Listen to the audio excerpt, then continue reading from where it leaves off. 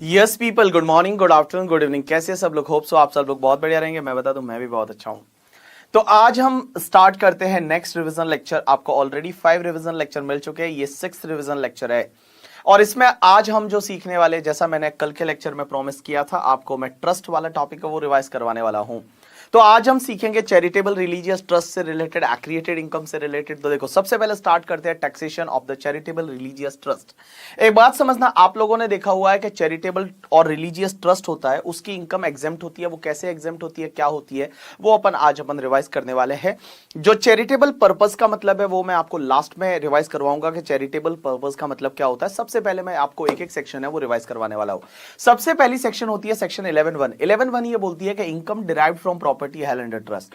Trust को जो भी इनकम होती है, उस इनकम में से देखो 15% का स्टैंडर्ड डिडक्शन मिल जाता है। 85% जो बचता है, 85% में से जितना आपने अप्लाइड कर दिया फॉर द चैरिटेबल और रिलीजियस पर्पस इन इंडिया, वो लेस हो जाएगा, और जो भी बचेगा that will be taxable income for the trust. तो मैंने क्या बोला, ट्रस्ट की जो भी इनकम होती है, income derived from property held under trust, उसका 15% स्टैंडर्ड डिडक्शन ले लो। 85% जो बचेगा, उस 85% में से जितना आपने अप्लाइड कर दिया चैरिटेबल और रिलीजियस पर्पस के लिए, वो आप लेस कर दो, और जो भी बचेगा that will be the income of the trust. अब एक और चीज समझना, मैंने यहां पे बोला कि जो आप चैरिटेबल और रिलीजियस पर्पस के लिए अप्लाइड कर देते हो वो लेस कर दो, बट अप्लाइड का मतलब क्या होता है मैं बता दूं। अप्लाइड का मतलब आपका revenue as well as capital, जो भी खर्चे करते हो, जो भी ट्रस्ट के लिए रेवेन्यू कैपिटल खर्चे करते हो, वो सब अप्लाइड में आ जाएगा। अब एक और चीज समझना, क्या आपने कोई असेट खरीदी वो अप्लाइड में आएगी? आंसर इज यस, आएगी। एज वेल एज द मतलब ट्रस्ट के जितने भी खर्चे होते हैं वो सब तुम्हारे अप्लाइड में आ जाते हैं। लेकिन एक चीज समझना, किसी और ट्रस्ट को डोनेशन दिया, क्या वो भी अप्लाइड में आएगा? मैं बता दूं, किसी और ट्रस्ट को डोनेशन देते हो तो वो अप्लाइड में आएगा। लेकिन एक चीज समझना, अगर किसी और ट्रस्ट को आपने डोनेशन दिया एज अ कॉर्पस डोनेशन, तो वो तुम्हारे अप्लाइड में नहीं आएगा। एक और चीज समझना, अगर आपको कॉर्पस डोनेशन मिलता है तो वो एग्जेम्प्ट हो जाता है। तो मैं आपको बताऊं, जो भी अपन ये लेते हैं ना, इनकम का 15% करेंगे, 85% करेंगे, लेकिन ध्यान रखना, इनकम लेते टाइम उस इनकम में डोनेशन भी आएगा, लेकिन कॉर्पस डोनेशन को छोड़ के। कॉर्पस डोनेशन आपके लिए पूरा एग्जेम्प्ट होता है, आपके लिए कॉर्पस डोनेशन है वो पूरा एग्जेम्प्ट होता है। तो देखो, जो इनकम है उसमें से 15% स्टैंड डिडक्शन, 85% बचा, उसमें जितना अप्लाइड कर दिया वो आप लेस कर दो। तो देखो, आपके लिए मैं बता दूं, 3 इनकम एग्जेम्प्ट है।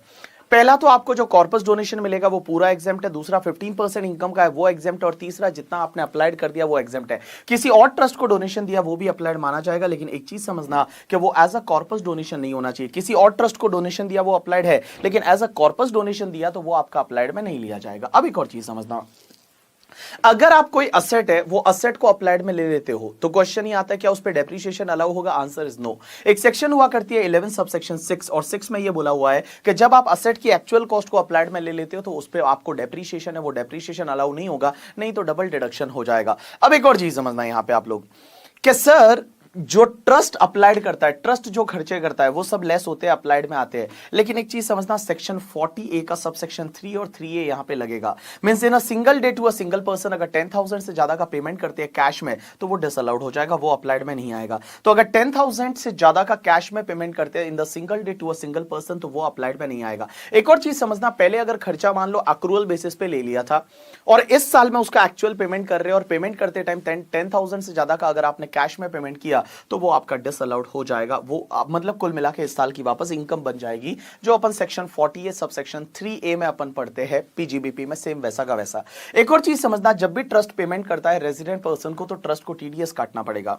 अगर ट्रस्ट ने टीडीएस नहीं काटा, या फिर काटा बट गवर्नमेंट को जमा नहीं करवाया up to the due date of return filing, तो बेटा 30% खर्चा डिसअलाउड हो जाएगा। मींस यहां पे भी अप्लाइड में जो आप खर्चे लेते हो वो 30% डिसअलाउड हो जाएंगे, अगर आपने टीडीएस नहीं काटा, या फिर काटा बट गवर्नमेंट को जमा नहीं करवाया up to the due date of return filing. अब एक चीज समझना, मैंने क्या बोला, जो भी ट्रस्ट की इनकम होती है वो इनकम में से पहले 15% अलग कर दो, और इनकम में से कॉर्पस को तो लो ही मत, कॉर्पस पूरा ही एग्जेम्प्ट हो जाता है। जो ट्रस्ट की इनकम होती है उसमें से आप 85% बैलेंस बचा, 85% में से जितना आपने अप्लाइड कर दिया वो आप लेस कर दो, और जो अप्लाइड लेस करने के बाद जो भी बचेगा वो ट्रस्ट की इनकम होगी। अब एक बात समझो, कभी कभी क्या होता है, अप्लाइड अगर 85% से कम है, जैसे I can take one example कि एक ट्रस्ट है, उस ट्रस्ट का इस साल में जो इनकम है वो इस साल में इनकम मान लो 20 लाख है, 20 लाख का इनकम है। इस 20 लाख की इनकम में से 15% है वो तो स्टैंडर्ड डिडक्शन आपने ले लिया, और स्टैंडर्ड डिडक्शन 15% आपका 3 लाख हो गया, और उधर बचा आपका 17 लाख। अब एक बात बताओ, ये जो 17 लाख है, सपोज इस साल आपने अप्लाइड किया वो 10 लाख किया, तो आपके पास ट्रस्ट की इनकम बच गई 7 लाख। आपके पास ट्रस्ट की इनकम बच गई 7 लाख। क्वेश्चन ये आता है क्या 7 लाख पे टैक्स भरना पड़ेगा? Answer is yes. क्या सर ऐसा कोई ऑप्शन है कि 7 लाख पे टैक्स ना भरे? Answer is yes. सबसे पहला ऑप्शन तो ये कि अगर मान लो आपका कोई इनकम आउटस्टैंडिंग है। बहुत बार ऐसा होता है कि ट्रस्ट अक्रूवल सिस्टम फॉलो करता है, तो आपका अगर कोई इनकम आउटस्टैंडिंग है लेकिन आपने इनकम में ले लिया है, अक्रूवल सिस्टम फॉलो कर रहे हो, आपका इनकम आउटस्टैंडिंग है बट आपने इनकम में ले लिया है अक्रूवल बेसिस पे, तो उसमें कुछ नहीं करना। यहां पे असेसिंग ऑफिसर को आप रिटर्न फाइलिंग की डेट से पहले पहले लिख के दे दो कि सर हम आपसे वादा करते हैं कि जिस ईयर में वो इनकम मिलेगा उस ईयर या उसके अगले साल एक बोनस ईयर मिलेगा, जिस ईयर में वो इनकम मिलेगा उस साल या उसके अगले साल हम उसको एक्चुअली अप्लाइड कर देंगे, तो इस साल वो आपका डीम टू बी अप्लाइड मान लिया जाएगा। जैसे आई कैन टेक एग्जांपल, यहां पे जो 20 लाख का इनकम है ना, यहां पे जो 20 लाख का इनकम है, ये 20 लाख की इनकम में मान लो 4 लाख ऐसा है जो ट्रस्ट को मिला नहीं है, तो ट्रस्ट यहां पे ऑप्शन ले सकता है। ट्रस्ट जो है वो ट्रस्ट यहां पे ऑप्शन ले सकता है और ट्रस्ट ये बोल सकता है कि भैया इस 20 लाख में से 4 लाख हमको मिला नहीं है, तो 4 लाख हम जिस ईयर में मिलेगा उस ईयर या उसके अगले साल अप्लाइड कर देंगे, तो इस साल वो डीम टू बी अप्लाइड मान लिया जाएगा। मींस यहां पे आप इस साल है वो 4 लाख रुपीस है, वो 4 लाख आप लेस कर सकते हो, 4 लाख इस साल लेस हो जाएगा। अब एक और चीज समझना, लेकिन आपको रिटर्न फाइलिंग की ड्यू डेट से पहले पहले ये लिख के देना पड़ेगा, आपको वादा करना पड़ेगा कि जिस ईयर में ये मिलेगा उस ईयर या उसके अगले साल हम इसको एक्चुअली अप्लाइड कर लेंगे। अब एक बात बताओ, जिस ईयर में आपको वो मिलेगा उस ईयर या उसके अगले साल जिस ईयर एक्चुअल अप्लाइड करेंगे, तो क्या उस ईयर के अप्लाइड में आएगा? आंसर इज नो, क्योंकि वो ऑलरेडी आप डीम टू बी अप्लाइड ले चुके हो, तो उस ईयर के अप्लाइड में नहीं आएगा। अब एक और चीज समझना, एक और दूसरा ऑप्शन होता है कि कभी कभी क्या होता है, आपको अगर मान लो मार्च के एंड में, मार्च मंथ में आपको बंपर डोनेशन मिल जाता है, मार्च मंथ में आपको बंपर डोनेशन मिल जाता है और उसकी वजह से आप 85% पूरा अप्लाइड नहीं कर पाते हो, तो आप एओ को लिख के दे सकते हो कि सर हम इसको अगले साल अप्लाइड कर देंगे। आपको कुछ नहीं करना, रिटर्न फाइलिंग की ड्यू डेट से पहले पहले एओ को लिख के देना है कि हम इसको अगले साल अप्लाइड कर लेंगे, एनी अदर रीजन से इस साल नहीं कर पाए अप्लाइड, हम अगले साल अप्लाइड कर देंगे, तो कोई बात नहीं, इस साल वो डीम टू बी अप्लाइड मान लिया जाएगा, लेकिन अगले साल आपको अप्लाइड करना पड़ेगा। अब एक बात समझो, जब आप अगले साल अप्लाइड करते हो तो अगले साल के अप्लाइड में आएगा? आंसर इज नो, क्योंकि वो इस साल के डीम टू बी अप्लाइड में आप ऑलरेडी ले चुके हो करके। अब एक और चीज समझना, सर जो पहला वाला ऑप्शन आपने आउटस्टैंडिंग बताया था, वो आपने को एक्चुअल अप्लाइड कब करना पड़ेगा? जिस ईयर में वो पैसा मिलेगा उस ईयर या उसके अगले साल। अगर आपने उसको अप्लाइड नहीं किया तो जिस ईयर में वो पैसा मिला उसके अगले साल की क्या बन जाएगी? वो इनकम बन जाएगी। और एनी अदर रीजन वाले में आपने क्या प्रॉमिस किया था कि अगले साल हम इसको अप्लाइड करेंगे, तो अगर अगले साल आपने इसको अप्लाइड नहीं किया तो अगले साल वो आपकी क्या बन जाएगी? इनकम बन जाएगी। जैसे 1920 में आपने ऑप्शन लिया और आपको 2021 में उसको अप्लाइड करना पड़ेगा, अगर आपने नहीं किया तो 2021 की वो क्या बन जाएगी? इनकम बन जाएगी। यू गॉट माय पॉइंट और नॉट? यस। अब एक और चीज समझना, ये जो दोनों ऑप्शन मैंने बताए वो ऑप्शन कहां दे रखे हैं? एक्सप्लेनेशन में दे रखे हैं। सेक्शन 11(1) की एक एक्सप्लेनेशन और एक्सप्लेनेशन में वो दे रखे हैं। अब एक ऑप्शन होता है जो सबसे ज्यादा मार्केट में यूज होता है, दैट इज द 11(2) का ऑप्शन। अब एक चीज समझना, ये 11(2) का ऑप्शन क्या बोलता है पता है? अगर मान लो ट्रस्ट है, वो ट्रस्ट को इस साल जो भी डोनेशन मिला है, ट्रस्ट पैसे को एक्यूमुलेटेड करना चाहता है। मेनी टाइम ऐसा होता है कि अगर मंदिर बनाना है, मस्जिद बनानी है, गुरुद्वारा बनाना है, वो एक साल की इनकम से नहीं बनता, एक साल के डोनेशन से नहीं मिलता बनता, तो मेनी टाइम क्या होता है कि ट्रस्ट उसको एक्यूमुलेटेड करना चाहते हैं। तो क्वेश्चन ये आता है कि एक्यूमुलेटेड करना चाहते हैं तो क्या एक्यूमुलेटेड कर सकते हैं? Answer is yes. एक 11(2) का ऑप्शन है, उसमें यह बोला है कि भैया 4 कंडीशन सेटिस्फाइड होनी चाहिए। पहली कंडीशन यह है कि भैया आपको स्पेसिफिक पर्पस लिख के देना पड़ेगा एओ को कि आप कौन से पर्पस के लिए एक्यूमुलेटेड कर रहे हो। दूसरा, आपको स्पेसिफिक पीरियड लिख के देना पड़ेगा, लेकिन वो मैक्सिमम पीरियड 5 साल का हो सकता है। कितने साल का हो सकता है? 5 साल का। तीसरी कंडीशन कि जो भी आप एक्यूमुलेटेड कर रहे हो 11(2) में, वो आपको स्पेसिफाइड मोड जो 11(5) के होते हैं सेफ इन्वेस्टमेंट में डालना पड़ेगा। और चौथी कंडीशन, वो वाला पैसा आप और किसी ट्रस्ट को डोनेट नहीं कर सकते। तो मैंने क्या बोला? 4 कंडीशन बेसिकली। अगर ये 4 कंडीशन सेटिस्फाइड होती है तो आप पैसे को एक्यूमुलेटेड कर सकते हो, इस साल वो डीम टू बी अप्लाइड मान लिया जाएगा, कोई दिक्कत नहीं है। 4 कंडीशन क्या? पहली कंडीशन, आपको स्पेसिफिक पर्पस बताना पड़ेगा, स्पेसिफिक पीरियड बताना पड़ेगा, बट मैक्सिमम पीरियड 5 ईयर्स हो सकता है। क्या 4 साल का पीरियड हो सकता है? Answer is yes. 3 साल का हो सकता है? Answer is yes. 7 साल हो सकता है? Answer is no. 7 साल का नहीं हो सकता, बट मैक्सिमम 5 इयर्स का पीरियड हो सकता है। ठीक है, तो मैंने क्या बोला? स्पेसिफिक पर्पस बताना पड़ेगा, स्पेसिफिक पीरियड बताना पड़ेगा, और उसके बाद वो वाला पैसा किसी और को आप डोनेट नहीं कर सकते। और चौथी कंडीशन ये कि भैया वो पैसे को 11(5) के जो सेफ इन्वेस्टमेंट है उसमें आपको पैसा डालना पड़ेगा। अगर ये कंडीशन सेटिस्फाइड होती है तो इस साल आप उसका डिडक्शन ले सकते हो, लेकिन वो पैसा अब कब तक यूज करना पड़ेगा मैं बताऊं? वो स्पेसिफिक पर्पस के लिए आपको यूज करना पड़ेगा जितने साल के लिए आपने एक्यूमुलेटेड किया है, और +1 बोनस ईयर मिलेगा। जैसे आपने 1920 में 5 इयर्स के लिए एक्यूमुलेटेड किया तो 5 इयर्स अगले साल से काउंट होंगे, दैट इज 5 ईयर जो काउंट होंगे 1920 में आपने एक्यूमुलेटेड किया तो प्रीवियस ईयर 2021 से 5 इयर्स काउंट होंगे। तो बेटा जो 5 इयर्स और उसके साल एक बोनस ईयर, उसके बाद एक बोनस ईयर और मिलेगा, उसके बाद एक बोनस ईयर और मिलेगा, वो बोनस ईयर तक आपको उसको एक्चुअली अप्लाइड करना पड़ेगा। तो जैसे आपने 5 इयर्स के लिए एक्यूमुलेटेड किया है तो आपको 6 ईयर में उसको अप्लाइड करना पड़ेगा, 6th ईयर तक आपको अप्लाइड करना पड़ेगा। अगर आपने 3 इयर्स के लिए एक्यूमुलेटेड किया है तो you will get the 4 years और 4 इयर्स में आपको उसको एक्चुअली अप्लाइड करना पड़ेगा। अब एक चीज समझना, सबसे पहला सेक्शन 11(3) ये बोलता है कि वायलेशन हो जाता है। अगर 11(2) का वायलेशन कब हो सकता है? 4 केसेस में। पहला, अगर उसको किसी अदर पर्पस के लिए आपने यूज कर दिया, अगर आपने किसी गलत पर्पस के लिए यूज किया तो जिस ईयर में आपने यूज किया वापस आपकी क्या बन जाएगी? वो इनकम बन जाएगी। दूसरा, अगर आपने उसको स्पेसिफिक टाइम +1 बोनस ईयर जो मिला था उसमें आपने उसको अप्लाइड नहीं किया, उसको यूज नहीं किया स्पेसिफिक पर्पस के लिए, तो जो +1 जो बोनस ईयर मिल रहा है ना उस ईयर में वो आपकी क्या बन जाएगी? इनकम बन जाएगी। मतलब आपने 5 इयर्स के लिए एक्यूमुलेटेड किया था तो आपको 6 इयर्स तक उसको यूज करना है। अगर 6th ईयर में तक आपने यूज नहीं किया तो 6th ईयर की वो क्या बन जाएगी? आपकी इनकम बन जाएगी। तीसरा पॉइंट ये बोलता है कि भैया अगर मान लो उस पैसे को आपने किसी को डोनेट कर दिया, वो जो पैसा है वो पैसे को आपने किसी को डोनेट किया, दूसरे ट्रस्ट को डोनेट कर दिया, तो जिस ईयर में डोनेट किया उस ईयर में वो आपकी इनकम बन जाएगी। और बेटा एक पॉइंट ये बोलता है कि अगर उस पैसे में को 11(5) के मोड्स में नहीं रखा, आपने कहीं वायलेशन कर दिया, 11(5) को छोड़ के किसी मोड में डाल दिया, तो उस जिस ईयर में आपने 11(5) को छोड़ के किसी मोड में डाला उस ईयर में वो आपकी क्या बन जाएगी? इनकम बन जाएगी। अब एक और चीज समझना, एक सेक्शन 13(9) ये बोलती है कि अगर आपको 11(2) का एग्जेम्पशन चाहिए, अगर आपको 11(2) का एग्जेम्पशन चाहिए तो आपको 2 कंडीशन सेटिस्फाइड करनी पड़ेगी। पहली कंडीशन तो ये कि भैया आपको रिटर्न फाइलिंग की ड्यू डेट से पहले पहले लिख के देना पड़ेगा। जो भी असेसिंग ऑफिसर है ना, उस असेसिंग ऑफिसर को आपको रिटर्न फाइलिंग की ड्यू डेट से पहले पहले लिख के देना पड़ेगा। जो रिटर्न फाइलिंग की ड्यू डेट है उससे पहले पहले आपको एओ को लिख के देना पड़ेगा। और दूसरी कंडीशन यह है कि उस साल का रिटर्न भी आपको टाइम पे फाइल करना पड़ेगा। अगर 11(2) का एग्जेम्पशन चाहिए तो आपको दोनों कंडीशन सेटिस्फाइड करनी पड़ेगी। पहली कंडीशन तो आपको एओ को लिख के देना पड़ेगा up to the due date of return filing, और उस साल का रिटर्न भी आपको टाइम पे फाइल करना पड़ेगा। अगर दोनों में से अगर एक भी गलती हुई तो उस साल आपको 11(2) का एग्जेम्पशन नहीं मिलेगा। उसके बाद नेक्स्ट सेक्शन ये आता है 11(4) और 4A कि सर अगर कोई ट्रस्ट है वो अगर बिजनेस और प्रोफेशन करता है, मतलब कोई बिजनेस एक्टिविटी करता है, तो क्या बिजनेस पे भी 11(12) का एग्जेम्पशन मिलेगा क्या? जो बिजनेस होता है वो बिजनेस का इनकम भी 85% और 15% और वो सब अप्लाइड और वो सब होगा क्या? Answer is yes. अगर जो ट्रस्ट बिजनेस कर रहा है वो business incidental to attainment of the main objective of trust है, जो ट्रस्ट का जो ऑब्जेक्टिव है उसके इंसिडेंटल अगर बिजनेस है तो वो बिजनेस की इनकम पे भी एग्जेम्पशन मिल जाएगा। लेकिन ध्यान रखना वो बिजनेस से रिलेटेड उनको books of account separately maintain करनी पड़ेगी। ठीक है, बुक्स ऑफ अकाउंट है वो सेपरेटली मेंटेन करनी पड़ेगी। Incidental to attainment of the main objective of trust वाला बिजनेस है उस पे एग्जेम्पशन मिल जाएगा, कोई दिक्कत नहीं है। जो भी बिजनेस का इनकम आएगा वो बिजनेस की इनकम को फिर 15% और 85% करेंगे, और 85% में से जो भी अप्लाइड करते हो चैरिटेबल रिलीजियस पर्पस के लिए वो लेस हो जाएगा। अब एक और चीज समझना, अगर असेसिंग ऑफिसर ने बिजनेस की इनकम निकालते टाइम अगर बिजनेस की इनकम को बढ़ा दिया, जैसे मान लो I can take one example, ISKCON temple वाले हैं वो बुक्स का बिजनेस करते हैं। अब एक बात समझना, उन्होंने क्या किया, बुक्स की बिजनेस की जो इनकम आ रही थी वो 50 लाख थी, उस पर एग्जेम्पशन ले लिया। बट एओ ने क्या किया, जब उसकी इनकम देख रहा था तो एओ ने उसकी इनकम को बढ़ा दिया, मतलब 50 लाख से 70 लाख कर दिया एओ ने। तो जितनी इनकम बढ़ाई ना उसके सामने आप कोई भी एग्जेम्पशन नहीं ले सकते।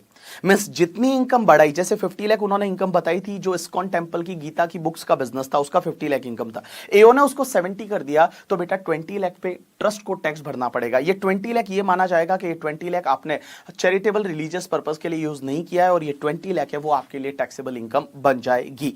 अब एक और चीज समझना, सेक्शन 11(7) ये बोलता है कि अगर कोई भी चैरिटेबल ट्रस्ट और रिलीजियस ट्रस्ट है वो अगर 11-12 का एग्जेम्पशन लेते हैं तो इनको 10 की सीरीज की कोई एग्जेम्पशन नहीं मिलेगी।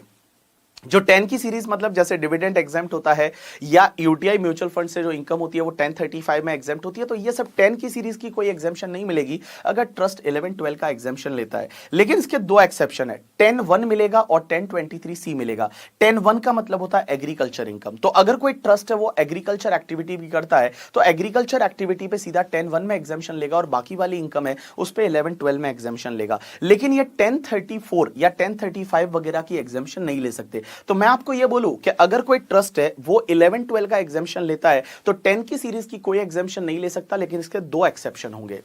इसके दो एक्सेप्शन होंगे। पहला एक्सेप्शन तो कौन सा पता है? पहला एक्सेप्शन तो यहां पे कौन सा पता है? पहला एक्सेप्शन तो आपका 10(1) और दूसरा तुम्हारा 10(23)(c). ये 10(23)(c) किसको मिलता है? जो भी कॉलेज यूनिवर्सिटीज रहती है, जो कॉलेज यूनिवर्सिटीज रहती है उनकी इनकम 10(23)(c) में एग्जेम्प्ट होती है। तो 10(23)(c) और 10(1) वो ले सकता है अलोंग विद द 11-12। तो वो क्या करेगा कि अगर मान लो एग्रीकल्चर इनकम है या यूनिवर्सिटी कॉलेज का इनकम है, उस पर 10(23)(c) 10(1) ले लेगा और बाकी वाली इनकम पे 11-12 लेगा, बट बाकी 10 की सीरीज की कोई भी एग्जेम्पशन है वो नहीं ले सकता। उसके बाद एक सेक्शन होती है 12A। 12A ये बोलती है कि भैया एक बात बताओ, ट्रस्ट जो है वो 11-12 का एग्जाम्पशन तभी ले सकता है जब दो कंडीशन सेटिस्फाइड होनी चाहिए।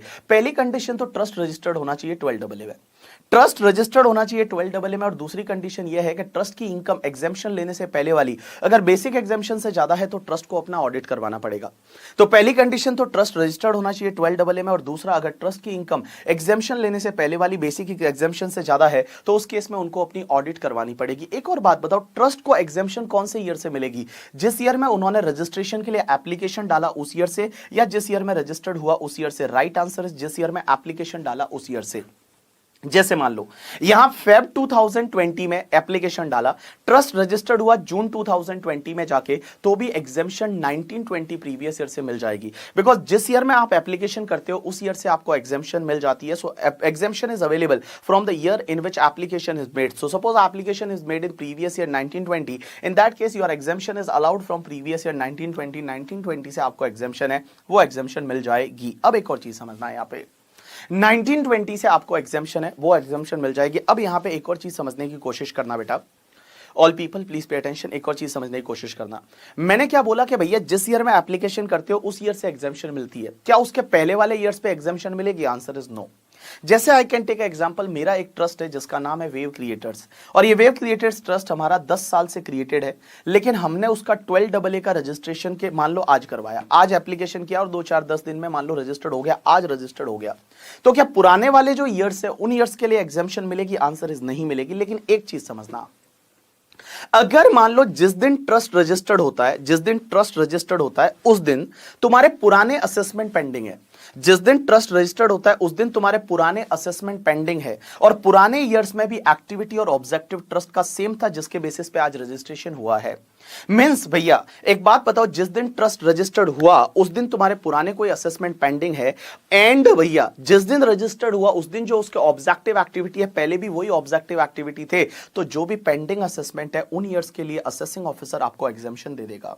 मींस पुराने वाले ईयर्स के लिए भी आपको एग्जाम्पशन मिल जाएगी जिसके असेसमेंट पेंडिंग है on the date on which trust was registered and your objective and activity were similar on the basis of which आज जो आपका रजिस्ट्रेशन हुआ है। अब एक और चीज समझना, अगर कोई ट्रस्ट पहले रजिस्टर्ड नहीं था तो क्या उसके बेसिस पे 147 हो सकता है? क्या 147 में आपका केस खोल सकते हैं? क्या ट्रस्ट रजिस्टर्ड नहीं था उसको रीजन टू बिलीव माना जा सकता है क्या? आंसर इज नो, नहीं माना जाएगा। तो यहां पे क्या लिखा है कि merely trust was not registered, उसको आप रीजन टू बिलीव नहीं मान सकते 147 इन्वोक करने के लिए। लेकिन मैंने आपको जो दो चीजें बताई ना, एक तो 147 नहीं हो सकता, ट्रस्ट रजिस्टर्ड नहीं था, एंड दूसरा मैंने आपको क्या बोला कि भैया पुराने वाले ईयर्स के लिए भी आपको एग्जाम्पशन मिल जाएगी। ये दोनों प्रोविजन नहीं लगेंगे कब?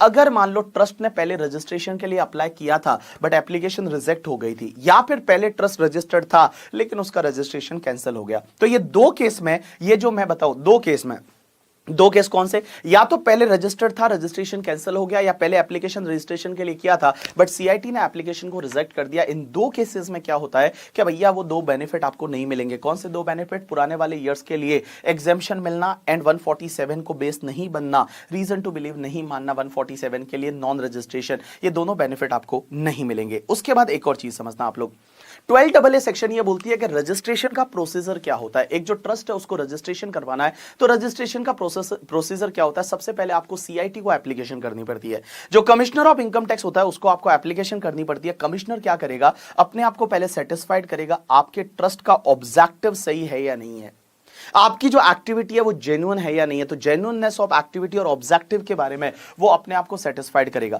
इस बार से इन्होंने एक और अमेंडमेंट किया कि उसको वो भी देखना पड़ेगा कि आप जो अदर लॉ को कंप्लाई कर रहे हो नहीं। मान लो ट्रस्ट पे जो दूसरे लॉ लगते हैं जैसे जीएसटी लॉ या मान लो दूसरे लॉ लगते हैं, वो दूसरे लॉ को वो ट्रस्ट कंप्लाई कर रहा है नहीं। अगर वो सब कंप्लाई कर रहा है अपने आप को सेटिस्फाइड करेगा और उसके बाद उसको रजिस्ट्रेशन देगा। अब सीआईटी के पास पावर है कि सीआईटी रजिस्ट्रेशन दे भी सकता है, रजिस्ट्रेशन रिजेक्ट भी कर सकता है, लेकिन उसको ऑर्डर पास करना पड़ेगा पड़ेगा रजिस्टर्ड करने का या रजिस्ट्रेशन एप्लीकेशन को रिजेक्ट करने का। सर ये कब तक करना पड़ेगा, इसका कोई टाइम लिमिट है? देखो इसका टाइम लिमिट है, like CIT appeal has to pass the order for registration or refusing the registration within 6 months from the end of the month in which application was made। मतलब भैया जिस महीने में आपने एप्लीकेशन किया था उस महीने के एंड से 6 महीने के अंदर अंदर आइदर भैया रजिस्टर्ड करना पड़ेगा या फिर रिफ्यूज करना पड़ेगा, आइदर रजिस्टर्ड करना पड़ेगा या रिफ्यूज करना पड़ेगा। लेकिन एक चीज समझना, अगर मान लो रजिस्ट्रेशन दे दिया बट आगे जाके CIT को पता चलता है कि ट्रस्ट की एक्टिविटी जेन्युइन नहीं है, या जो ट्रस्ट है वो ट्रस्ट एक्टिविटी कर रहा है वो अपने ऑब्जेक्टिव के हिसाब से नहीं कर रहा,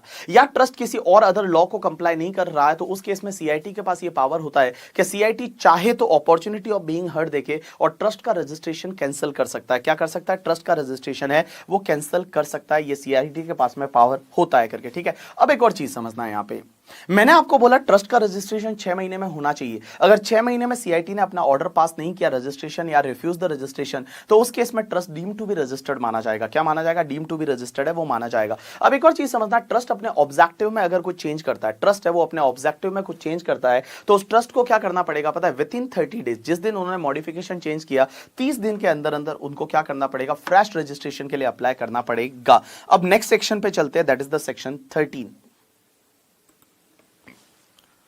अब एक बात समझना, एक सेक्शन हुआ करती है 13(1). 13(1) ये बोलती है क्या 4 केस ऐसे हैं जिसके केस में क्या होगा कि आपके ट्रस्ट को 11-12 का एग्जेम्पशन नहीं मिलेगा और ट्रस्ट की इनकम MMR से टैक्सेबल हो जाएगी। कितने केस? 4 केस। कौन कौन से? सबसे पहले अगर जो भी ट्रस्ट है वो तुम्हारे प्राइवेट रिलीजियस पर्पस के लिए, अगर आप मान लो आपने ऐसा कोई मंदिर वाला ट्रस्ट बनाया जिसमें आप बोलते हो आप और आपके घर वाले ही दर्शन कर पाएंगे और कोई नहीं कर पाएगा, it is called private religious purpose, तो उस केस में वो ट्रस्ट को 11-12 का एग्जेम्पशन विड्रॉ हो जाएगा, उसको एग्जेम्पशन नहीं मिलेगा। दूसरा, अगर कोई भी ट्रस्ट है वो ट्रस्ट किसी स्पेसिफिक कास्ट, कम्युनिटी, रिलीजन के लिए है, अगर कोई भी मान लो ऐसा ट्रस्ट है जो स्पेसिफिक कास्ट, कम्युनिटी या रिलीजन के लिए, हिंदू के लिए, मुस्लिम के लिए वगैरह, या फिर स्पेसिफिक कास्ट के लिए अगर कोई भी ट्रस्ट बनाया जाता है तो उसको 11-12 का एग्जामिशन नहीं मिलेगा। अब एक और चीज समझना, लेकिन अगर कोई भी ट्रस्ट है वो किसी विडोज के लिए बनाया जाता है, गर्ल्स के लिए बनाया जाता है, गर्ल चाइल्ड के लिए बनाया जाता है, या फिर पत्नी से परेशान पति लोगों के लिए बनाया जाता है, तो उस केस में ये स्पेसिफिक कास्ट, कम्युनिटी, रिलीजन नहीं माना जाएगा। उसके बाद में एक और चीज समझना, अगर ट्रस्ट का पैसा या ट्रस्ट का असेट है वो ट्रस्टी वगैरह के लिए यूज किया तो उस केस में ट्रस्ट की एग्जेम्पशन विड्रॉ हो जाएगी।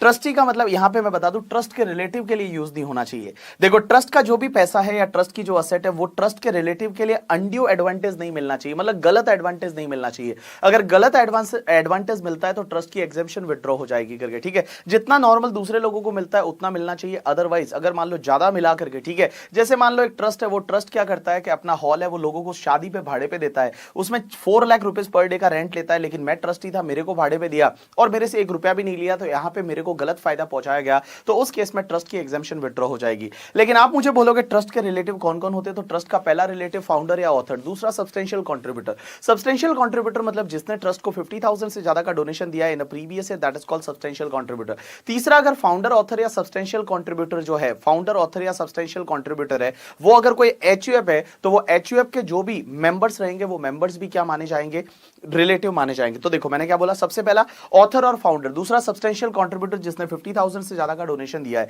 अब एक बात समझना, ऑथर, फाउंडर या सब्सटेंशियल कंट्रीब्यूटर जो है वो अगर तुम्हारा HUF है तो HUF के मेंबर भी ट्रस्ट के रिलेटिव है। उसके बाद जो ट्रस्टी मैनेजर किसी भी नाम से जाना जाता है वो भी ट्रस्ट का रिलेटिव है। और जो ऊपर जितने भी लोग देखे अपन ने, ट्रस्टी है, फाउंडर है, ऑथर है, सब्सटेंशियल कंट्रीब्यूटर, उनके जो रिलेटिव है वो भी ट्रस्ट के रिलेटिव माने जाएंगे। और ऊपर जितने भी लोगों की बात की, अगर किसी कंसर्न में उनका सब्सटेंशियल इंटरेस्ट है तो उस केस में अगर उनका सब्सटेंशियल इंटरेस्ट है तो वो कंसर्न भी रिलेटिव माना जाएगा। इनको अगर कोई भी गलत फायदा पहुंचाया जाता है ट्रस्ट से तो इनकी ट्रस्ट की एग्जेम्पशन विड्रॉ हो जाएगी, ट्रस्ट को कोई भी एग्जेम्पशन नहीं मिलेगी। चौथा पॉइंट ये बोलता है कि ट्रस्ट का जितना भी पैसा है वो 11(5) के मोड में जमा होना चाहिए। ट्रस्ट जो है वो, ट्रस्ट का जितना भी पैसा है वो 11(5) के मोड में जमा होना चाहिए। अगर ट्रस्ट का पैसा 11(5) को छोड़ के कहीं पे डाला जाता है तो ट्रस्ट की एग्जेम्पशन है वो, ट्रस्ट की एग्जेम्पशन विड्रॉ हो जाएगी। अब एक बात बताओ, मैंने आपको क्या बोला कि ट्रस्ट जो है वो अगर मान लो ये ट्रस्टी वगैरह जो रिलेटिव है ट्रस्ट के, इनको कुछ भी गलत फायदा उठाता है, कोई गलत सर्विस, मतलब जो सर्विस दे रहा है उसके लिए कंसिडरेशन जो एडिक्वेट कंसिडरेशन वगैरह है वो नहीं ले रहा, तो उस केस में ट्रस्ट की एग्जेम्पशन विड्रॉ हो जाएगी। लेकिन इसका एक एक्सेप्शन है, एक्सेप्शन यह है कि अगर मान लो ट्रस्ट मेडिकल ट्रस्ट है या फिर एजुकेशनल ट्रस्ट है, मींस हॉस्पिटल या स्कूल है, और हॉस्पिटल स्कूल ने अगर मान लो मेडिकल या एजुकेशनल फैसिलिटी इन लोगों को दी, ट्रस्टी वगैरह, फाउंडर, ऑथर को वगैरह, तो उस केस में ट्रस्ट की एग्जेम्पशन विड्रॉ नहीं होगी। तो मैंने क्या बोला, एजुकेशनल ट्रस्ट है या मेडिकल ट्रस्ट है और उसने मेडिकल और एजुकेशनल फैसिलिटी, जो मेडिकल है और एजुकेशनल फैसिलिटी वो अगर ट्रस्टी वगैरह इन लोगों को दी, तो उस केस में ट्रस्ट की एग्जेम्पशन विड्रॉ नहीं होगी। लेकिन एक चीज समझना, जितने का बेनिफिट दिया, जितने की फैसिलिटी दी, वो ट्रस्ट के लिए क्या मानी जाएगी पता है, जितने का बेनिफिट, जितने की फैसिलिटी दी, वो ट्रस्ट के लिए इनकम मानी जाएगी। जैसे आई कैन टेक एग्जांपल, एक हॉस्पिटल है ट्रस्ट का, वो दूसरों का ऑपरेशन करता है, उसके लिए 3 लाख चार्ज करता है, उसने ट्रस्टी का ऑपरेशन किया, कुछ भी चार्ज नहीं किया, तो जो उसको सर्विस दी उसका मार्केट वैल्यू 3 लाख है, तो 3 लाख है वो ट्रस्ट की इनकम है, वो इनकम मानी जाएगी। अब एक चीज समझना, ट्रस्ट है वो अगर कोई कैपिटल असेट को बेचता है और अगर दूसरा कैपिटल असेट खरीद लेता है, तो उस केस में जो कैपिटल गेन है वो भी एग्जेम्प्ट हो जाएगा। अगर एक कैपिटल असेट को बेचता है, पुरानी असेट को, और नई असेट खरीदता है, तो उस केस में कैपिटल गेन भी एग्जेम्प्ट हो सकता है, एग्जेम्प्ट हो जाएगा। लेकिन कितना एग्जेम्प्ट होगा पता है, अगर नेट कंसिडरेशन पूरा यूटिलाइज कर दिया, जो पुरानी असेट को बेचने पर जो नेट कंसिडरेशन था, वो नेट कंसिडरेशन अगर पूरा यूटिलाइज कर दिया, तो कैपिटल गेन पूरा एग्जेम्प्ट हो जाएगा। लेकिन अगर नेट कंसिडरेशन आपने पार्टली यूटिलाइज किया, तो कैपिटल गेन एग्जेम्प्ट कितना होगा पता है, cost of new asset minus cost of old asset. जो cost of new asset minus cost of old asset है, जितना बचेगा उतना कैपिटल गेन है वो आपका एग्जेम्प्ट हो जाएगा। उससे रिलेटेड कंपाइलर में एक क्वेश्चन है, आप क्वेश्चन देखोगे तो आपको समझ में आ जाएगा। अब उसके बाद क्वेश्चन आता है एनोनिमस डोनेशन। एनोनिमस डोनेशन का मतलब अज्ञात दान, या हिंदी में जिसको अपन गुप्त दान बोलते हैं, ठीक है। तो जो गुप्त दान है या अज्ञात दान है, उसको बोला जाता है anonymous donation. Sir anonymous donation के केस में क्या होता है, तो मैं बता दूं, देखो एनोनिमस डोनेशन है वो 30% से टैक्सेबल होता है। एनोनिमस डोनेशन है वो 30% से टैक्सेबल हो जाता है। लेकिन एक चीज समझना, पूरा एनोनिमस डोनेशन 30% से टैक्सेबल नहीं होता। क्या होता है, पहले एनोनिमस डोनेशन रिसिव्ड जो हुआ है वो ले लो, और उसमें से आप लेस करोगे। क्या लेस करोगे पता है, या तो तुम्हारा 5% ऑफ टोटल डोनेशन, बट यहां पे एक चीज समझना, 5% ऑफ टोटल डोनेशन लेते टाइम यहां टोटल डोनेशन में आपको ऑल डोनेशन लेना है, corpus, anonymous, non anonymous, government grant वगैरह है वो भी इसमें आ जाएगा। इंस्टीट्यूट ने क्वेश्चन दिया था, उसमें गवर्नमेंट ग्रांट को टोटल डोनेशन में नहीं लिया था, बट उसको लेना चाहिए, बिकॉज अगर आप ट्रस्ट का रिटर्न देखोगे तो उस रिटर्न में वो भी इंक्लूड किया हुआ है, तो आपको टोटल डोनेशन में गवर्नमेंट ग्रांट भी लेना है। तो मैंने बोला टोटल डोनेशन का 5% और 1 lakh, whichever is higher जो आता है, 5% ऑफ टोटल डोनेशन और 1 लाख, विच एवर जो हायर आता है, वो हायर वाला अमाउंट जो है वो आप क्या करोगे, एनोनिमस डोनेशन जितना रिसीव हुआ उसमें से लेस कर दोगे, और जो भी बचेगा एनोनिमस डोनेशन, वो एनोनिमस डोनेशन आपको 30% से टैक्सेबल होगा। और जितना लेस हो जाता है ना, यहां पे जितना ये लेस होता है ना 5% और 1 लाख, ये वापस तुम्हारा जो नॉर्मल कंप्यूटेशन 11-12 का होता है उसमें वापस ऐड हो जाता है, ठीक है। आप एक दो क्वेश्चन देखोगे तो आपको समझ में आ जाएगा। अब एक और चीज समझना, मैंने आपको बोला एनोनिमस डोनेशन 30% से टैक्सेबल होता है अंडर सेक्शन 115 बीबीसी। लेकिन इसमें एक चीज समझना आप लोग, एक चीज समझना यहां पे क्या, कि ये एनोनिमस डोनेशन 30% से टैक्सेबल होता है, ये सिर्फ चैरिटेबल ट्रस्ट के लिए होगा। अगर रिलीजियस ट्रस्ट है, मंदिर मस्जिद वाले हैं, तो उस पे 115 बीबीसी नहीं लगेगा। जो रिलीजियस ट्रस्ट होता है उनका एनोनिमस डोनेशन 11-12 में ही जाएगा। लेकिन अगर चैरिटेबल ट्रस्ट है तो उनका एनोनिमस डोनेशन है वो 115 बीबीसी में आएगा। लेकिन आप मुझे बोलोगे अगर ट्रस्ट चैरिटेबल रिलीजियस दोनों तो है, तो अगर मंदिर भी है उसका स्कूल भी है, तो उस केस में क्या होगा, तो यहां पे लॉ मेकर्स ये बोलते हैं कि अगर जो भी educational institution, that is school और हॉस्पिटल, जो स्कूल और हॉस्पिटल के टूवर्ड्स जो एनोनिमस डोनेशन मिला, जो स्कूल और हॉस्पिटल के टूवर्ड्स जो एनोनिमस डोनेशन मिला है करके, ठीक है, उस पे 115 बीबीसी लगेगा। बट बाकी वाला जो भी मंदिर के टूवर्ड्स वगैरह जो एनोनिमस डोनेशन मिला है उस पे 115 बीबीसी नहीं लगेगा, वो 11-12 में ही जाएगा। तो मैंने क्या बोला, देखो बेटा, एनोनिमस डोनेशन जो भी आपको रिसीव होता है उसमें से आप लेस करोगे 5% ऑफ टोटल डोनेशन और 1 लाख, व्हिचएवर इज हायर जो आएगा वो इसमें से लेस करोगे, जो बचेगा वो 30% से टैक्सेबल होगा। और जितना लेस किया वो नॉर्मल रेट वाले में जाएगा, वो नॉर्मल रेट वाले स्टेटमेंट में जाएगा। अब एक और चीज समझना है यहां पे, all people please pay attention. मैंने बोला एनोनिमस डोनेशन 30% से टैक्सेबल होता है अंडर सेक्शन 115 बीबीसी, लेकिन ये सेक्शन रिलीजियस ट्रस्ट पे नहीं लगेगी। चैरिटेबल है तो लगेगी, रिलीजियस है तो नहीं लगेगी। रिलीजियस चैरिटेबल दोनों है तो स्कूल के टूवर्ड्स और हॉस्पिटल के टूवर्ड्स जो मिलता है उस पे 115 बीबीसी लगेगा, बाकी पे 115 बीबीसी है वो आपका नहीं लगेगा करके, ठीक है। अब एक और चीज समझना है, यहाँ पे मेनी टाइम क्या होता है, आपका अप्लाइड इस साल ज्यादा हो जाता है। अप्लाइड अगर इनकम से ज्यादा होता है, जो ट्रस्ट की इनकम होती है ना उससे ज्यादा अगर अप्लाइड हो जाता है, ऐसा कैसे हो सकता है सर? जो 85% बचता है उससे ज्यादा अप्लाइड कैसे हो सकता है? जैसे मेनी टाइम आप अक्रूअल बेसिस पे खर्चे कर लेते हो। जैसे इस साल का इनकम 10 लाख की बचा 85% और आपने खर्चा कर दिया 15 लाख, तो उस केस में 5 लाख है वो ज्यादा अप्लाइड हो गया, ठीक है, अक्रूअल बेसिस पे। तो उस केस में जितना ज्यादा अप्लाइड होता है उसको आप कैरी फॉरवर्ड कर सकते हो और अगले सालों में उसको अप्लाइड में ले सकते हो, अगले सालों में जाके उसको सेट ऑफ कर सकते हो। अब एक और चीज समझना, एक सबसे बड़ा डाउट ये आता है कि सर आप जो बोल रहे हो ना ये 15% 15% वाला, ये 15% किस पे लेने का? तो 15% आपको इनकम पे लेने का, जो भी इनकम आता है उस इनकम पे आपको 15% स्टैंडर्ड डिडक्शन लेना पड़ता है। बट इनकम का मतलब क्या? इनकम का मतलब ग्रॉस रिसिट या नेट ऑफ रेवेन्यू एक्सपेंडिचर। अब यहां पे दोनों व्यू है, इंस्टीट्यूट दोनों व्यू लेती है, ठीक है। एक एग्जांपल लेते हैं, जैसे एक मान लो स्कूल है, उसका ग्रॉस रिसिट है वो 100 करोड़ है, और उसमें है ना रेवेन्यू एक्सपेंडिचर जो ऑपरेशनल एक्सपेंसेस है वो मान लो 40 करोड़ है, तो ये 60 बचा। तो क्वेश्चन ये आता है 60 पे लेंगे 15% या 100 पे लेंगे? तो यहां पे अगर आप इनकम वर्ड को देखो तो इनकम में obviously net of revenue expenditure आपको 60 पे लेना चाहिए 15%। लेकिन एक सुप्रीम कोर्ट का जजमेंट है वो ये बोलता है कि यहां पे इनकम का मतलब ग्रॉस रेवेन्यू से रहेगा, जो ग्रॉस रिसिट है जो 100 करोड़ पे आप 15% लोगे। अब एक बात समझना, एग्जाम में जब भी क्वेश्चन आता है आपको एक से सॉल्व करना है और दूसरे का आपको ऑल्टरनेटिव देना है। कंपाइलर में जितने भी क्वेश्चन देखोगे तो कंपाइलर कुछ क्वेश्चन मैंने ऐसे जिसमें ग्रॉस बेसिस लेके किया है, कुछ क्वेश्चन ऐसे जिसमें मैंने नेट बेसिस लेके किया है, और लास्ट में आपको ऑल्टरनेटिव में उसका आंसर दिया है। अब एक और चीज समझना, नेक्स्ट पॉइंट यह आता है यहां पे, नेक्स्ट पॉइंट जो है वो नेक्स्ट पॉइंट यह आता है कि भैया चैरिटेबल पर्पस का मतलब क्या होता है? What is the meaning of charitable purpose? तो चैरिटेबल पर्पस देखो, चैरिटेबल और रिलीजियस दो ट्रस्ट, रिलीजियस का कहीं पे डिफाइन किया हुआ नहीं है, रिलीजियस का मतलब मंदिर मस्जिद गुरुद्वारा से समझो, that is the religious. But charitable का मतलब क्या होता है? तो चैरिटेबल को सेक्शन 2 क्लॉज 15 में डिफाइन किया हुआ है। चैरिटेबल पर्पस में सबसे पहला पॉइंट आता है रिलीफ ऑफ पुअर। अगर आप रिलीफ ऑफ पुअर का मतलब रोटी कपड़ा मकान वगैरह गरीब लोगों को आप देते हो, अगर आपका ऑब्जेक्टिव ये है तो चैरिटेबल होगा। दूसरा अगर आपका एजुकेशनल, तीसरा मेडिकल, और चौथा योगा।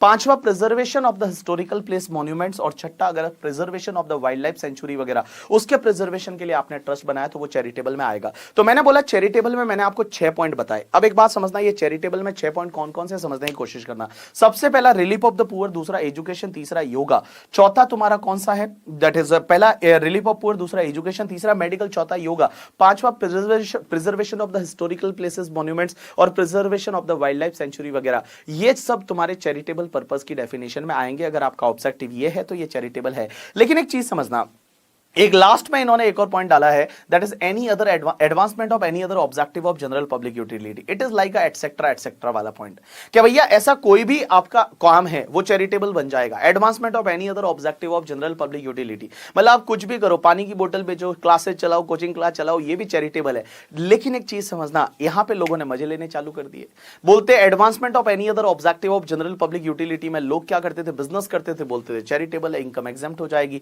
तो लॉ मेकर्स ने फिर इससे रिलेटेड अमेंडमेंट किया। नेक्स्ट 1 मिनट तक जो मैं आपके साथ में बोलने जा रहा हूं वो सिर्फ इस लास्ट पॉइंट से रिलेटेड रहेगा, वो सिर्फ लास्ट पॉइंट से रिलेटेड रहेगा, that is advancement of any other objective of general public utility. एक चीज समझना, फिर लॉ मेकर्स ने लॉ में अमेंडमेंट किया कि अगर आपका objective advancement of any other objective of general public utility है तो उस केस में आप बिजनेस नहीं कर सकते। Advancement of any other objective of general public utility में आप बिजनेस नहीं कर सकते। लेकिन एक चीज समझना, अगर आप बिजनेस करते हो और वो बिजनेस का ग्रॉस रिसिट आपकी टोटल ग्रॉस रिसिट से, बिजनेस का ग्रॉस रिसिट आपकी टोटल ग्रॉस रिसिट के 20% से ज्यादा नहीं है, मींस बिजनेस का ग्रॉस रिसिट जो है वो तुम्हारी टोटल ग्रॉस रिसिट के 20% से ज्यादा नहीं है तो चलेगा, वो चैरिटेबल माना जाएगा। जैसे ट्रस्ट का टोटल ग्रॉस रिसिट है वो 100 करोड़ है, बिजनेस का ग्रॉस रिसिट 18 करोड़ है, चलेगा, ये चैरिटेबल ट्रस्ट है। लेकिन मान लो अगर वो 100 करोड़ है, ये 20 करोड़ है, तो भी चैरिटेबल माना जाएगा। अगर टोटल ग्रॉस रिसिट 100 करोड़ है, ये 22 करोड़ है, तो उस केस में ये चैरिटेबल ट्रस्ट नहीं है, इस साल उसको कोई भी एग्जेम्पशन नहीं मिलेगी। लेकिन क्वेश्चन ये आता है कि अगर बिजनेस का ग्रॉस रिसिट 20 करोड़ से ज्यादा हो गया तो क्या यहां पे 20% से ज्यादा हो गया टोटल ग्रॉस रिसिट के से, तो क्या यहां कमिश्नर को रजिस्ट्रेशन कैंसिल करना पड़ेगा? Answer is no, there is no need to cancel the registration. आपको रजिस्ट्रेशन कैंसिल करने की जरूरत नहीं है। अगर अगले साल वापस ये कम होता है, अगले साल जो है ये अगर कम होता है तो अगले साल वो चैरिटेबल ट्रस्ट माना जाएगा, अगले साल उसको एग्जेम्पशन मिल जाएगी। अब एक और बात समझता है, एक सेक्शन होती है 1023C। ये 1023C सेक्शन क्या बोलती है बताए? क्या भैया कुछ हॉस्पिटल और स्कूल कॉलेजेस वगैरह होते हैं उनको 1023C में एग्जेम्पशन मिलती है, जैसे ये ट्रस्ट जैसी ही सेक्शन होती है। अब इसका पहला पार्ट ये बोलेगा कि जो भी गवर्नमेंट हॉस्पिटल होते हैं और गवर्नमेंट स्कूल्स होते हैं, government hospital, government educational institution, उसको बोलेंगे कि पूरे साल में जो उनकी इनकम होती है उसमें गवर्नमेंट ग्रांट है वो 50% से ज्यादा है। मतलब जो भी स्कूल या हॉस्पिटल है उसका जो टोटल रिसिट है उसमें गवर्नमेंट ग्रांट 50% से ज्यादा है, उसको गवर्नमेंट हॉस्पिटल या गवर्नमेंट स्कूल्स बोलेंगे। तो जो गवर्नमेंट हॉस्पिटल, गवर्नमेंट स्कूल जिसका जो मेन पर्पस है वो एजुकेशनल या मेडिकल रिलीफ देना है, उनकी इनकम पूरी एग्जेम्प्ट है, कुछ भी अप्लाइड नहीं करना, कुछ नहीं, पूरी इनकम जो हुई वो इनकम पूरी एग्जेम्प्ट है। दूसरा एक चीज समझना, अगर कोई भी गवर्नमेंट नहीं है, अदर वाला। अगर कोई भी एजुकेशनल इंस्टीट्यूशन या फिर मेडिकल इंस्टीट्यूशन है, मेडिकल हॉस्पिटल है या एजुकेशनल इंस्टीट्यूशन है, और जिनका मेन पर्पस एजुकेशन या मेडिकल रिलीफ देना है, और पूरे साल में मिला के उनका जो ग्रॉस रिसिट है वो 1 करोड़ से ज्यादा नहीं है। मैंने क्या बोला? कोई एजुकेशनल कॉलेज या फिर कोई हॉस्पिटल्स वगैरह है और उसका जो ग्रॉस रिसिट पूरे साल का मिला के अगर 1 करोड़ से ज्यादा का नहीं है तो उसकी इनकम पूरी एग्जेम्प्ट है। तो एग्जामिनर आपको क्वेश्चन कैसे देगा? एक बड़ा क्वेश्चन देगा ट्रस्ट का, और उसमें दे देगा कि ट्रस्ट का एक इंजीनियरिंग कॉलेज है जिसका ग्रॉस रिसिट 90 लाख है और उसकी इनकम 10 लाख है, पूरी एग्जेम्प्ट है, आपको कुछ भी करने की जरूरत नहीं है। तो देखो बेटा, 2 पॉइंट मैंने बताया, एक तो गवर्नमेंट हॉस्पिटल, गवर्नमेंट स्कूल है, उसकी इनकम पूरी एग्जेम्प्ट है। दूसरा, अगर कोई भी एजुकेशनल इंस्टीट्यूशन हॉस्पिटल है और उसका ग्रॉस रिसिट जो है वो 1 करोड़ से ज्यादा का नहीं है और उसका मेन पर्पस एजुकेशनल या मेडिकल रिलीफ देना है, तो उसकी इनकम भी पूरी एग्जेम्प्ट है, आपको कुछ करने की जरूरत नहीं। तीसरा ये बोलता है कि अगर कोई भी एजुकेशनल इंस्टीट्यूशन है, फंड है, ट्रस्ट है, हॉस्पिटल है, वो अगर मान लो ऊपर जो 2 पॉइंट थे उसमें कवर नहीं होता है और उनको कुछ एग्जेम्पशन चाहिए तो उनको 1023C का अप्रूवल लेना पड़ता है। देखो, बाकी लोग हैं उनको अप्रूवल लेना पड़ेगा 1023C का, तब उनकी इनकम एग्जेम्प्ट होगी, लेकिन ये अप्रूवल के लिए आपको अप्लाई करना पड़ेगा 30 सितंबर ऑफ द असेसमेंट ईयर। मतलब प्रीवियस ईयर के लिए अगर आपको एग्जेम्पशन चाहिए तो 30 सितंबर ऑफ असेसमेंट ईयर तक आपको अप्लाई करना पड़ेगा 1023C के लिए, तो आपको जो कमिश्नर है वो एग्जेम्पशन दे सकता है। लेकिन ये जो 1023C की ये वाली जो लास्ट वाले के लिए जो एग्जेम्पशन रहेगी ना, ये एग्जेम्पशन 11-12 जैसी ही रहेगी। मींस इसमें भी वही कंडीशन है कि 15% आप सेट असाइड करो, 85% में से जितना आप अप्लाइड करो एंड ऑल, वो सब कंडीशंस है, वो सब लग जाएगी। अब एक और बात समझना, नेक्स्ट सेक्शन और next topic that is the accreted income वाला टॉपिक, और जिसको अपन एग्जिट टैक्स बोलते हैं। एक बात बताओ, पहले ये डाउट आता था कि अगर कोई भी ट्रस्ट है वो मान लो 20 ईयर से एग्जेम्पशन ले रहा है, 20 ईयर से वो एग्जेम्पशन ले रहा है, 20 ईयर से उसकी इनकम एग्जेम्प्ट है, मजे कर रहा है, इस साल उसने कुछ वायलेशन कर दिया और सीआईटी ने क्या किया, उसका रजिस्ट्रेशन कैंसिल कर दिया। अगर सीआईटी ने उसका रजिस्ट्रेशन इस साल कैंसिल किया तो उसके केस में क्या होगा मैं बताऊं। अगर सीआईटी ने इस साल रजिस्ट्रेशन कैंसिल किया तो इस साल से एग्जेम्पशन नहीं मिलेगी, बट पहले तो मिल गई करके, ठीक है, पहले तो मिल गई। तो लॉ मेकर्स ने बोला ऐसा कैसे? लॉ मेकर्स ने ऐसे प्रोविजन डाले और ऐसे प्रोविजन डाल के उन्होंने बोला कि हम कुछ ऐसा करेंगे जिसमें आपकी रूह कांप जाएगी करके, ठीक है। तो इन्होंने एक सेक्शन डाली 115TD, और ये 115TD बड़ी खतरनाक सेक्शन है। ये बोलती है कि 3 केस ऐसे है, 3 केस, देखो मेरी तरफ देखो, 3 केस ऐसे है जिसमें ट्रस्ट की जो एक्रिएटेड इनकम है ना, एक्रिएटेड इनकम का मतलब जितनी आज ट्रस्ट के पास असेट पड़ी है, जितनी आज ट्रस्ट के पास असेट पड़ी है, उसकी जो फेयर मार्केट वैल्यू रहेगी ना, उस फेयर मार्केट वैल्यू पे हम सीधा एमएमआर से टैक्स ले लेंगे। मैंने क्या बोला, समझने की कोशिश करना। मैंने बोला कि एक सेक्शन होती है 115TD, और 115TD ये बोलती है कि ट्रस्ट की जितनी भी एक्रिएटेड इनकम है, एक्रिएटेड इनकम का मतलब जो टोटल असेट की वैल्यू, आज जितनी असेट बनाई है लास्ट के 20 साल में, आज जो असेट बनाई है, जितनी असेट बनाई है, वो असेट माइनस जो लायबिलिटी करने के बाद जो भी बचेगा उस पे सीधा हम एमएमआर की रेट से टैक्स लेंगे। लेकिन एक चीज समझना, यहां एमएमआर 34.944% रहेगा। जितनी बाकी जगह आपने एमएमआर देखा, बाकी जगह जहां जहां आपने एमएमआर देखा वहां पे हर जगह 42 पॉइंट समथिंग होता है, क्योंकि 30% प्लस आपका क्या रहता है उसमें 37% हाईएस्ट सरचार्ज इंडिविजुअल एचयूएफ वाला, और प्लस 4% करके 42 पॉइंट समथिंग आता है, अप्रोक्स 43% के करीब आता है। लेकिन ये ऐसा पहला केस है जहां एमएमआर जो रहेगा ना वो 34.944% रहेगा। आप ऐसा कैसे बोल रहे हो? देखो, जो अपना गवर्नमेंट का जो फाइनेंस बजट आता है, बिल आता है, उस बिल में और उसके बाद में जो एक्ट बनता है उसमें ही लिखा हुआ है कि ये डिस्ट्रीब्यूटेड इनकम माना जाएगा। ये जो है ना, ये डिस्ट्रीब्यूटेड इनकम पे टैक्स जैसे माना जाएगा। जैसे डिविडेंड डिस्ट्रीब्यूशन टैक्स में अपन सरचार्ज कितना लेते हैं, 12%, तो यहां पे भी बोला है आपको 12% ही सरचार्ज लेना है, तो आपका 34.944% है वो यहां एमएमआर का रेट रहेगा। तो देखो बेटा, मैंने क्या बोला, all people please pay attention.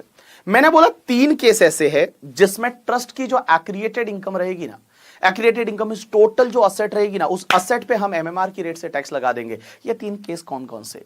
सबसे पहला, if trust is converted into non eligible form, trust है उसका कन्वर्जन हो जाता है नॉन एलिजिबल फॉर्म में। बट नॉन एलिजिबल फॉर्म का मतलब क्या होता है? या तो ट्रस्ट का रजिस्ट्रेशन कैंसिल हो गया, या तो ट्रस्ट का रजिस्ट्रेशन कैंसिल हो गया, या फिर ट्रस्ट ने अपने ऑब्जेक्टिव में कुछ मॉडिफिकेशन किया, ट्रस्ट ने अपने जो ऑब्जेक्टिव है उसमें कुछ मॉडिफिकेशन ऑल्टरेशन किया, और बेटा उस ईयर के एंड तक ट्रस्ट ने फ्रेश रजिस्ट्रेशन नहीं करवाया, या फिर फ्रेश रजिस्ट्रेशन करवाया लेकिन हुआ क्या कि सीआईटी ने उसका एप्लीकेशन रिजेक्ट कर दिया। तो इस केस में यह मान लिया जाएगा कि trust is converted into non eligible form. तो देखो बेटा, सबसे पहला पॉइंट ये बोलता है कि trust is converted into non eligible form.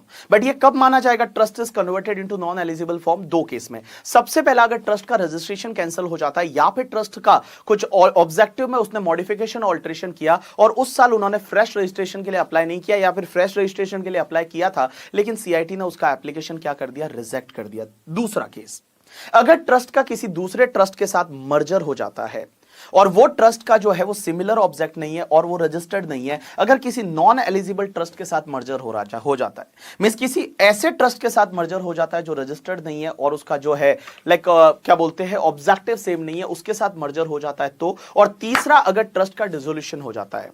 अब एक चीज समझना, जब भी ट्रस्ट का डिसोल्यूशन होता है तो ट्रस्ट को क्या करना पड़ता है पता है? डिसोल्यूशन के मंथ के एंड से, जिस मंथ में डिसोल्यूशन हुआ उस मंथ के एंड से नेक्स्ट 12 मंथ के अंदर अंदर जो भी ट्रस्ट की एसेट होती है वो दूसरे ट्रस्ट को बांटनी पड़ती है, मींस दूसरे ट्रस्ट को डिस्ट्रीब्यूट करनी पड़ती है डिसोल्यूशन के केस में। तो अगर मान लो 12 मंथ एक्सपायर हो गया और तब तक वो एसेट अगर दूसरे ट्रस्ट को, दूसरे जो रजिस्टर्ड ट्रस्ट या इंस्टीट्यूशन जो होती है 1023C में, उनको बांटनी पड़ती है। अगर उन्होंने नहीं बांटा तो ट्रस्ट की एक्रिएटेड इनकम पे एमएमआर की रेट से टैक्स लग जाएगा। It is called exit tax. तो देखो बेटा, मैंने क्या बोला? All people please pay attention. मैंने बोला 3 केस ऐसे हैं, मैं थोड़ा धीरे पढ़ा रहा हूं, रिवाइज करवा रहा हूं, बट ये एक्चुअली बहुत जरूरी है इसके लिए। 3 केस ऐसे हैं जिसमें ट्रस्ट की एक्रिएटेड इनकम जो रहेगी, जो असेट की फेयर मार्केट वैल्यू रहेगी, उस पे एमएमआर की रेट से टैक्स लग जाएगा। अब एक बात समझना, ये 3 केस कौन कौन से? सबसे पहले, trust is converted into non eligible form. Non eligible form में ट्रस्ट का रजिस्ट्रेशन कैंसिल हो जाना, या उस साल उन्होंने क्या किया, अपने जो भी ऑब्जेक्टिव है उसमें मॉडिफिकेशन ऑल्टरेशन किया और उस साल फ्रेश रजिस्ट्रेशन नहीं करवाया, या फिर उन्होंने फ्रेश रजिस्ट्रेशन के लिए अप्लाई किया लेकिन उन्होंने सीआईटी ने उसका एप्लीकेशन रिजेक्ट कर दिया, या फिर वो किसी और ट्रस्ट के साथ मर्जर हो जाता है जो कि उसका ऑब्जेक्टिव सेम नहीं है और रजिस्टर्ड नहीं है, या फिर वो क्या करते हैं पता है? डिसोल्यूशन के मंथ के एंड से 12 मंथ के अंदर वो असेट किसी दूसरे रजिस्टर्ड ट्रस्ट को नहीं बांटते, तो उस केस में क्या होगा कि ट्रस्ट की जो भी एक्रिएटेड इनकम है उस पे एमएमआर की रेट से टैक्स लग जाएगा। अब आप मुझे बार बार बोल रहे हो एक्रिएटेड इनकम, एक्रिएटेड इनकम। एक्रिएटेड इनकम का मतलब होता क्या है? तो मैं बता दूं, एक्रिएटेड इनकम का मतलब यहां पे होता है कि एफएमवी ऑफ द असेट ले लो और माइनस लायबिलिटी लेस कर दो। एफएमवी ऑफ द असेट और माइनस लायबिलिटी को लेस कर दो। आज ट्रस्ट के पास जितनी असेट है उसकी फेयर मार्केट वैल्यू निकालो और उसमें से लायबिलिटी लेस कर दो, जो बचेगा दैट इज कॉल्ड एक्रिएटेड इनकम, उस पे एमएमआर की रेट से टैक्स भर दो। अब आप मुझे बोलोगे सर असेट में कौन सी असेट लेनी है? मैं बता दूं, आप बैलेंस शीट में जो असेट दे रखी है सबकी फेयर मार्केट वैल्यू निकालो। जो भी असेट है वो सब असेट आपको लेने का है, लेकिन इसमें एक चीज ध्यान रखना आप लोग, एक चीज ध्यान रखना, असेट जब आप लेते हो तो 3 असेट को नहीं लेना है। पहला तो अगर कोई असेट है वो एग्रीकल्चर इनकम से एक्वायर किया था, अगर कोई असेट ट्रस्ट ने एग्रीकल्चर इनकम से एक्वायर किया था, एक बात बताओ, अगर ट्रस्ट ने एग्रीकल्चर इनकम से एक्वायर किया था वो असेट को क्यों छुड़वा रहे हैं? क्योंकि अगर ट्रस्ट 12AA का रजिस्ट्रेशन नहीं भी होता तो भी एग्रीकल्चर इनकम तो एग्जेम्प्ट होती है उसके लिए। तो अगर कोई असेट ऐसी है जो एग्रीकल्चर इनकम से एक्वायर की थी, वो असेट को आपको नहीं लेना। दूसरा लॉ मेकर्स ये बोलते हैं कि अगर कोई भी असेट है वो असेट ट्रस्ट ने खरीदी थी जिस दिन ट्रस्ट क्रिएट हुआ था उस दिन से लेके, और जिस दिन उसके लिए 12AA का रजिस्ट्रेशन इफेक्टिव हुआ उस दिन से पहले तक जो भी असेट उसने एक्वायर की थी वो असेट को भी छोड़ दो। बड़ी सिंपल सी बात है। एक बात बताओ, हमारा ट्रस्ट जो वेव क्रिएटर है वो लास्ट 10 साल से है, लेकिन रजिस्ट्रेशन आज हुआ। तो मैं बताऊं, पिछले साल तक तो हम टैक्स भरते थे, पिछले साल तक रजिस्टर्ड 12AA में नहीं था तो हम क्या करते थे? टैक्स भरते थे। तो पिछले साल तक जितनी भी असेट एक्वायर की होगी उनको आप हटा दो, क्योंकि वो वाली इनकम से एक्वायर की होगी जिस पे आपने टैक्स भरा। लेकिन एक बात बताऊं, अभी थोड़े टाइम पहले मैंने आपको बताया था कि भैया अगर मान लो असेसमेंट पेंडिंग है तो पुराने वाले ईयर्स पे भी एग्जेम्पशन मिल जाएगी। अगर पुराने वाले ईयर्स पे एग्जेम्पशन मिल चुकी है तो फिर उन ईयर्स में जो असेट एक्वायर की थी वो वाली यहां पे एक्रिएटेड इनकम में कंसिडर करेंगे, वो वाली इन एक्रिएटेड इनकम में कंसिडर करेंगे। और तीसरा, अगर कोई असेट है वो डिसोल्यूशन के मंथ के एंड से 12 मंथ के अंदर आपने किसी दूसरे ट्रस्ट या इंस्टीट्यूशन 1023C वालों को बांट दिया है तो वो आपको यहां पे कंसीडर करने की जरूरत नहीं है। तो मैंने क्या बोला, देखो बेटा, आप एक काम करो, वैल्यूएशन डेट को असेट की फेयर मार्केट वैल्यू निकालो, माइनस लायबिलिटी लेस करो, जो भी बचेगा उस पे एक्रिएटेड इनकम से टैक्स लगाओ। अब एक चीज समझना, यहां पे असेट में आपको 3 असेट नहीं लेनी है। कौन सी 3 असेट नहीं लेनी है?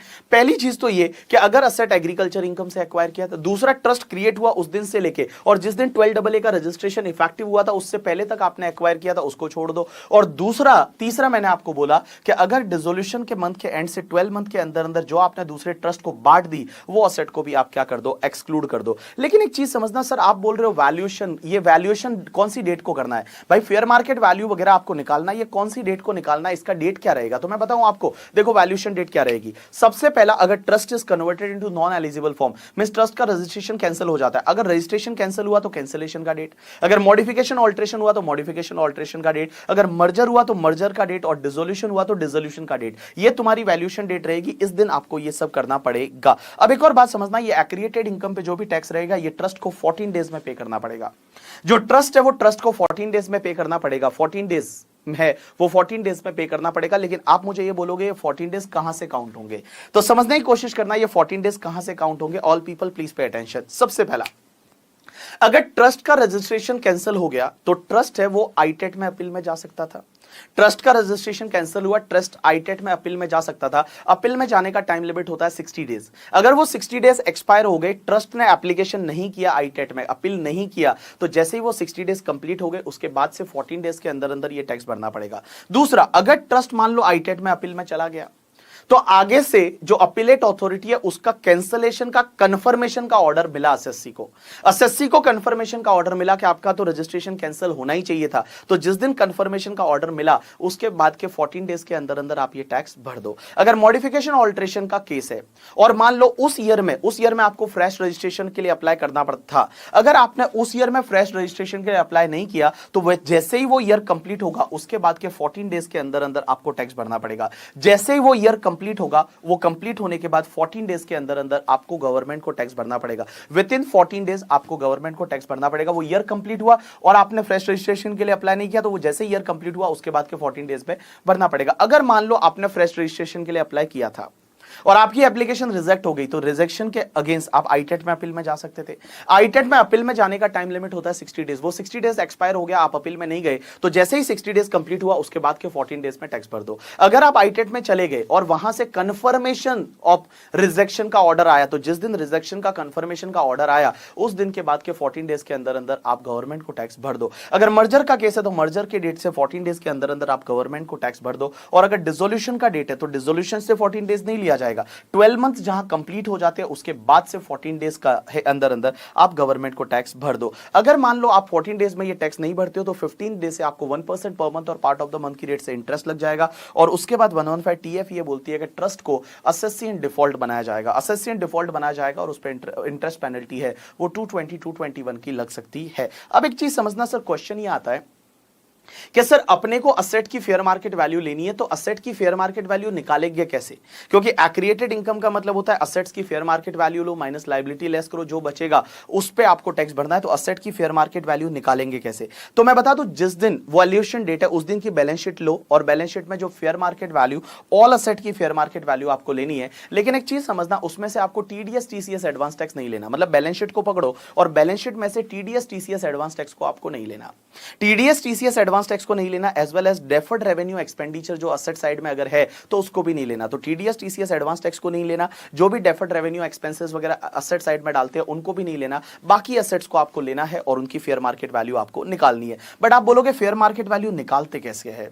तो फेयर मार्केट वैल्यू निकालने के लिए सबसे पहले अगर मान लो वो शेयर्स एंड सिक्योरिटी है, मींस ट्रस्ट के पास शेयर एंड सिक्योरिटी है, तो ट्रस्ट के पास में शेयर एंड सिक्योरिटी है। सबसे पहले अगर मान लो वो कोटेड शेयर एंड सिक्योरिटी है, कोटेड का मतलब होता है लिस्टेड करके, ठीक है। अगर लिस्टेड है तो उस केस में आप एक काम करो कि जिस दिन वैल्यूएशन डेट है उस दिन का जो भी हाईएस्ट और लोएस्ट उसका कोट है उसका एवरेज ले लो। तो average of the highest and lowest quote, जैसे हाईएस्ट 70 था, लोएस्ट 60 था, तो आप 65 है, 65 को ले लो। लेकिन आप बोलोगे वैल्यूएशन डेट जिस दिन को अपन वैल्यू निकाल रहे हैं उस दिन ट्रेडिंग हुआ ही नहीं, तो उसके पिछले कौन से दिन ट्रेडिंग हुआ था, उसके पिछले कौन से दिन ट्रेडिंग हुआ था उस दिन का आप एवरेज ले लो। अब एक और चीज समझना, यहां अनकोटेड इक्विटी शेयर है उसके केस में क्या होगा वो अपन थोड़ी देर बाद अपन देखते हैं।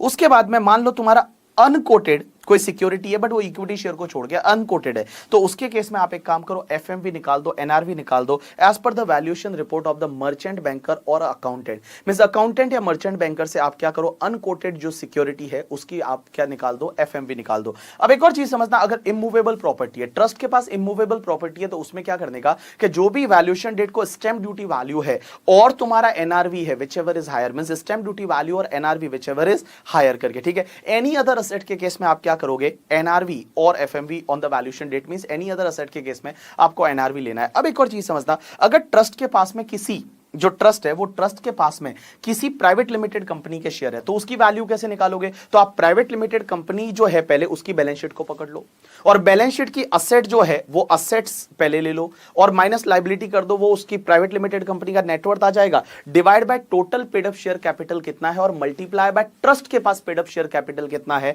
तो वो तुम्हारे इक्विटी शेयर जो अनकोटेड इक्विटी शेयर है, अनलिस्टेड इक्विटी शेयर है, उसकी वैल्यू आ जाएगी। लेकिन ध्यान रखना, वो प्राइवेट लिमिटेड की बैलेंस शीट को जब आप पकड़ते हो तो उसमें आपको असेट लेते टाइम एक चीज ध्यान रखना, असेट्स की बुक वैल्यू लेनी है, ठीक है, असेट की बुक वैल्यू लेनी है और किसी किसी की मार्केट वैल्यू लेनी है। बुक वैल्यू लेनी है कुछ असेट की, लेकिन एक चीज समझना, बुक वैल्यू असेट की लेते टाइम भी आप वही चीजें नहीं लोगे, एडवांस टैक्स टीडीएस और टीसीएस है वो आप नहीं लोगे असेट साइड में, ठीक है, उसके बाद डेफर्ड एक्सपेंडिचर है वो भी नहीं लोगे करके, ठीक है। और असेट में कुछ असेट की फेयर मार्केट वैल्यू लेनी है, जैसे जो भी तुम्हारा बुलियन ज्वेलरी है, प्रीसियस स्टोन है, आर्टिस्टिक वर्क है, शेयर सिक्योरिटी, इमूवेबल प्रॉपर्टी है, उनकी आपको फेयर मार्केट वैल्यू लेनी है। तो आप प्राइवेट लिमिटेड कंपनी उसकी बैलेंस शीट लो, उसकी सब असेट लो, एडवांस टैक्स टीडीएस टीसीएस को छोड़ दो, डेफर्ड रेवेन्यू एक्सपेंडिचर को छोड़ दो, बाकी की आप बुक वैल्यू लोगे, लेकिन जो भी इमूवेबल प्रॉपर्टी है, शेयर सिक्योरिटी है करके, ठीक है, और तुम्हारा jewellery, drawing, painting, sculpture, archaeological collection, any other work of art है एंड इमूवेबल प्रॉपर्टी है, इनके लिए आपको फेयर मार्केट वैल्यू निकालनी है इस रूल के हिसाब से ही, ठीक है। और उसके बाद आप लायबिलिटीज की बुक वैल्यू ले लो, लेकिन एक चीज समझना, लायबिलिटीज लेते टाइम आपको पेड अप शेयर कैपिटल है वो नहीं लेना है, जो भी तुम्हारा रिजर्व एंड सरप्लस है उसको नहीं लेना है, प्रोविजन फॉर टैक्सेशन है उसको आपको नहीं लेना है, अनसर्टेन लायबिलिटीज का प्रोविजन है उसको भी आपको नहीं लेना है, कंटीजेंट लायबिलिटीज वगैरह है वो आपको नहीं लेना है, ठीक है। अब इतना कोई डिटेल में आपको आएगा नहीं कि ट्रस्ट के पास किसी प्राइवेट लिमिटेड कंपनी के शेयर है और वो प्राइवेट लिमिटेड कंपनी जो है वो प्राइवेट लिमिटेड कंपनी के शेयर की वैल्यू आप निकालो, इतना आएगा नहीं, बट इस रूल में ऐसा दे रखा है। अब एक और चीज समझना, जब ट्रस्ट की अपन लायबिलिटी लेते हैं, देखो असेट की अपने को फेयर मार्केट वैल्यू लेनी है, ठीक है, और फेयर मार्केट वैल्यू के लिए मैंने क्या बताया, जैसे इमूवेबल प्रॉपर्टी पकड़ो, एनआरवी और तुम्हारा SDV whichever is higher. अगर मैं लिस्टेड शेयर की बात करूं तो average of the highest and lowest on the valuation date करके, ठीक है। बट भैया लिस्टेड शेयर एंड सिक्योरिटी में अगर उस दिन ट्रेडिंग नहीं हुई तो उसके पिछले जिस दिन ट्रेडिंग हुई थी उस दिन का आप एवरेज ले लोगे, ठीक है।